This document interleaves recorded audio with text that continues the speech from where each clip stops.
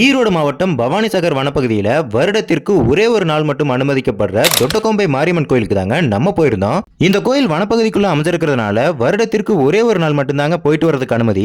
இந்த கோயில்ல அம்மன் சுயம்பு வடிவ தோற்றத்துல காட்சி தராங்க. கிட்டத்தட்ட பல நூறு வருட பழமையான ஒரு கோயில்னு சொல்றாங்க.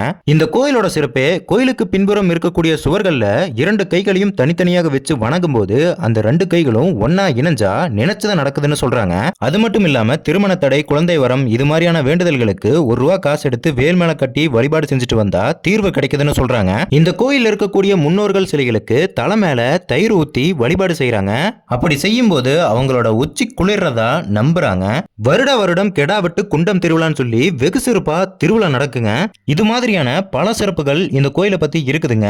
இந்த வீடியோ பாக்குற நீங்க எத்தனை பேர் கோயிலுக்கு வந்தீங்கன்னு சொல்லி கமெண்ட்ல சொல்லுங்க. இந்த கோயிலை பத்தி தெரியாத உங்க நண்பருக்கு ஷேர் பண்ணி விடுங்க. நன்றி.